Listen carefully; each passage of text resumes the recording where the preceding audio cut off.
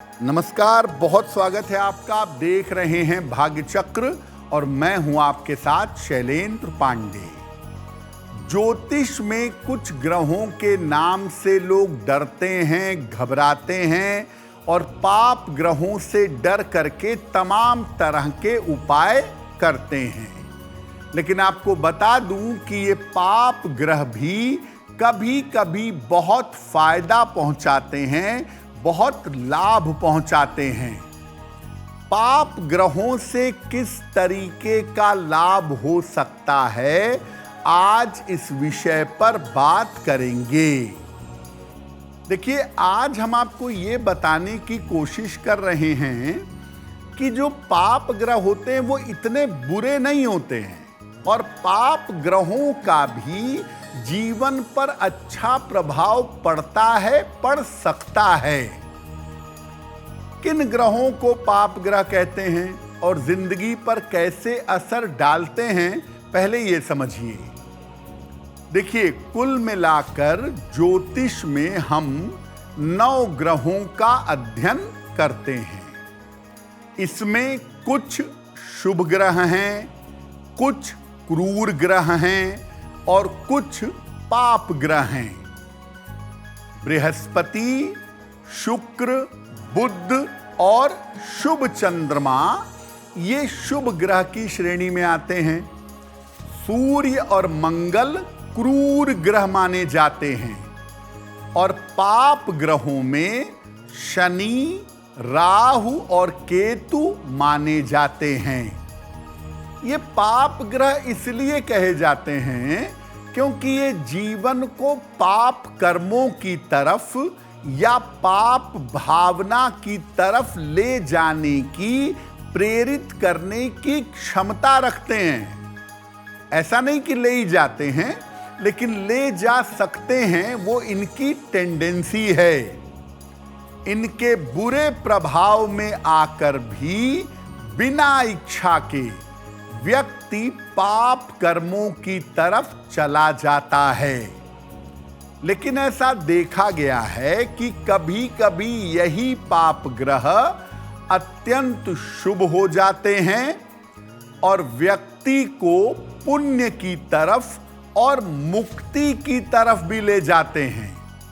यानी आप बिल्कुल ये नहीं कह सकते कि शनि पापी है, राहु केतु पाप ग्रह हैं तो जीवन में हमेशा बुरा ही करेंगे, हमेशा नुकसान ही करेंगे। नहीं, इनके अंदर भी शुभता होती है, छुपी हुई होती है। और अगर ये कुंडली में थोड़े भी बेहतर होते हैं तो ये भी आपको जीवन में अच्छे परिणाम दे सकते हैं। तो कोई आपसे कहे कि भाई शनि यहाँ बैठा है, बुरा करेगा, तो आप ये समझिए कि ऐसा नहीं है कि वो केवल बुरा करेगा, उसके कुछ प्लस भी होंगे, उसके कुछ फायदे भी होंगे। अब पहला जो पाप ग्रह है वो है शनि। तो पहले ये समझते हैं कि शनि का पाप प्रभाव क्या है और शनि अगर शुभता दे तो जीवन में किस तरह का पुण्य आता है, किस तरह की शुभता आती है। देखिए, शनि का दुष्प्रभाव अगर है, शनि का पाप प्रभाव अगर जीवन में है तो व्यक्ति आलसी, लापरवाह और स्वभाव से कठोर होता है। शनि का पाप प्रभाव अगर जीवन पर है तो व्यक्ति क्षुद्र देवताओं की उपासना करता है, बिना साफ सफाई के रहता है और निम्न कार्यों की तरफ, जो काम अच्छे नहीं हैं, घटिया काम हैं, थोड़े से लाभ के लिए घटिया कार्यों में या निम्न कार्यों की तरफ जाता है। लेकिन यही शनि जब शुभ परिणाम देता है तो व्यक्ति अनुशासित होता है, डिसिप्लिन्ड होता है, सिस्टम से, तरीके से काम करता है। ध्यान और धर्म के माध्यम से ईश्वर की तरफ चलता है, शनि की शुभता होगी तो व्यक्ति जीवन में हर जगह अनुशासित होगा, डिसिप्लिन में पूजा उपासना करके ईश्वर की तरफ चलेगा, लोगों को सन्मार्ग दिखाएगा और सत्य के रास्ते पर चलेगा, सत्य की स्थापना करेगा। देखिए, शनि की शुभता इतनी है कि अगर शनि शुभता वाला हो तो आप दुनिया में एक बड़ा नाम पैदा करके जाते हैं और आने वाली पीढ़ियां उस रास्ते पर चलती हैं। अगर आपको अपने जीवन में शनि का शुभ प्रभाव बढ़ाना है तो हनुमान जी की उपासना करिए, नियमित रूप से हनुमान जी की पूजा करिए, जितना संभव हो भोजन का, वस्त्र का और धन का दान करिए, जितना आप अफोर्ड कर सकें। अगर नियमित रूप से हनुमान जी की पूजा करें, निर्बलों और निर्धनों को दान करें तो शनि का शुभ प्रभाव आपके जीवन में बढ़ेगा। अब दूसरे पाप ग्रह की बात करते हैं जिसका नाम है राहु। राहु का पाप प्रभाव क्या है और राहु अगर शुभता दे तो जीवन में क्या पुण्य काम करवाएगा? देखिए, राहु एक बड़ा रहस्यमयी ग्रह है और आज के समय में राहु का प्रभाव लोगों के ऊपर सबसे ज्यादा है।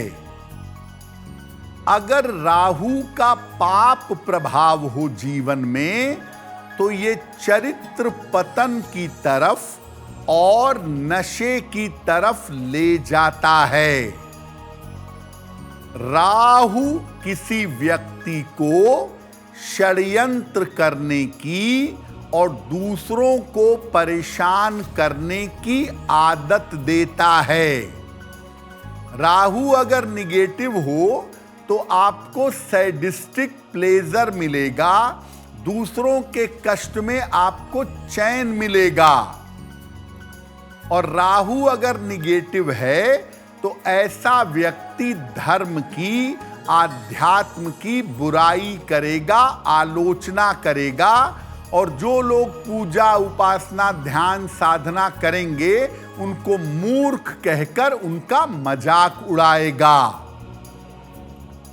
राहु अगर कुंडली में शुभ प्रभाव में हो तो व्यक्ति जन्म से सिद्ध होता है, जन्म से उसके अंदर आध्यात्मिकता आ जाती है।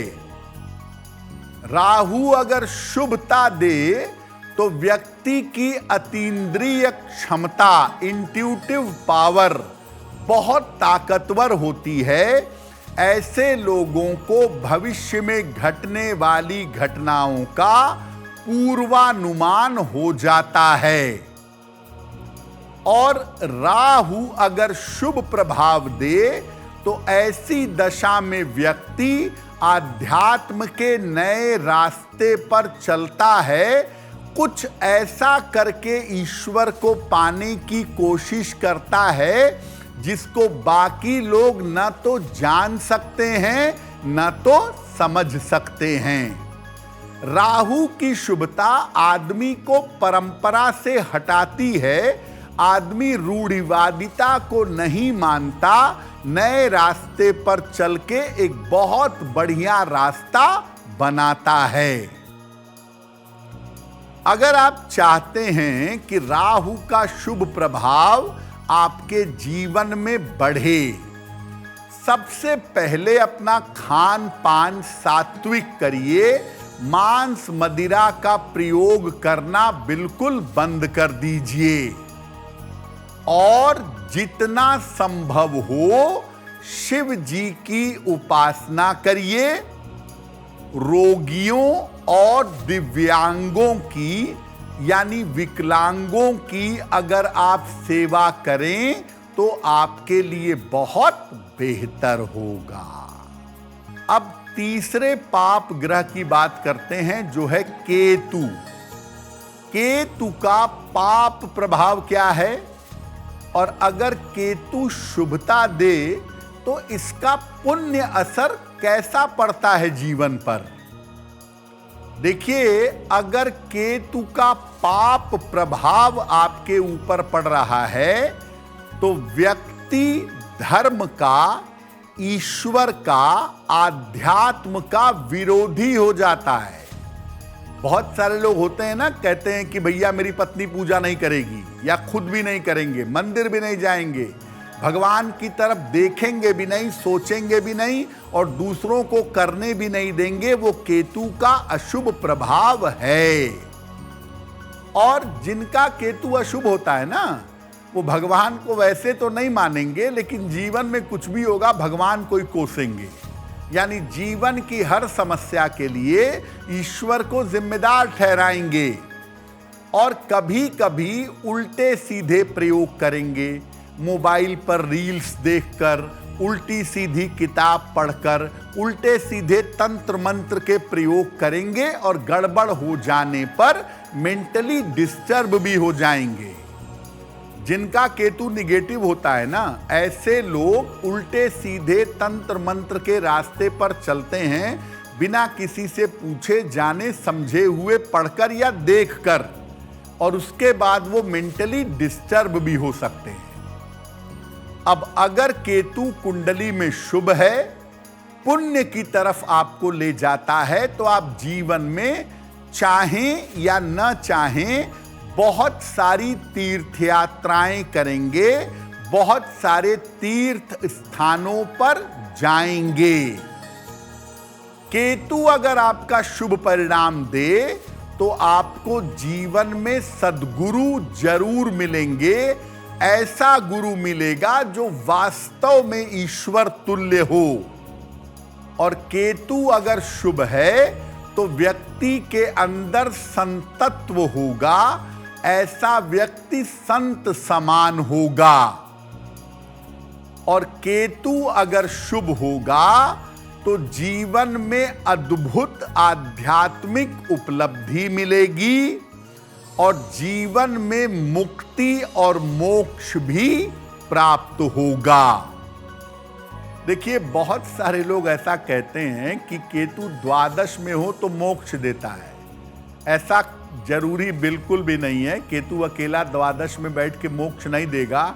शनि का एंगल या अष्टम भाव का एंगल जब तक उसमें ऐड नहीं होगा तब तक द्वादश में बैठा केतु मुक्ति मोक्ष नहीं देगा। हालांकि द्वादश में केतु के बैठने पर आध्यात्मिक स्पार्क आपके अंदर हो सकता है।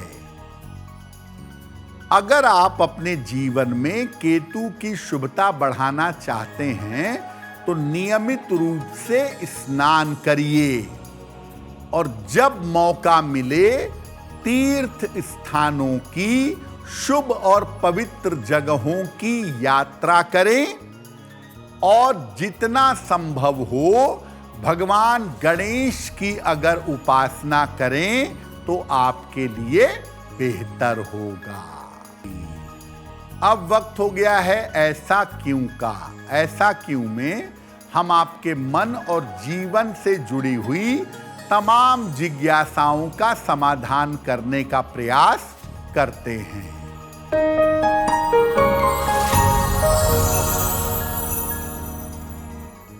ऐसा कहा जाता है कि गंगा नदी का जल आप कहीं से भी लेकर अपने घर आ सकते हैं, लेकिन वाराणसी से, बनारस से गंगा का जल नहीं लाना चाहिए। ऐसा क्यों? देखिए, जल में तमाम तरह के जीव रहते हैं और ऐसा माना जाता है कि बनारस के गंगा जल में जो जीव रहते हैं वो अपने पुण्य की वजह से वहां पड़े हुए हैं और मृत्यु के बाद उनको मुक्ति और मोक्ष मिलेगा। इसीलिए बनारस से जल लाने पर उसमें जीव भी आ सकते हैं और आप उनकी मुक्ति मोक्ष का अधिकार छीन सकते हैं। इसीलिए दुनिया में किसी भी गंगा जल से आप जल ले आइए, गंगा नदी से, लेकिन बनारस की जो गंगा नदी है वहां से जल लाने की मनाही है। अगर आप मुझसे जुड़ करके अपनी समस्याओं का समाधान चाहते हैं और चाहते हैं कि आपकी समस्याओं को ज्योतिष के माध्यम से सुलझाया जाए, तो आप हमसे संपर्क कर सकते हैं, जुड़ सकते हैं एस्ट्रो तक पर।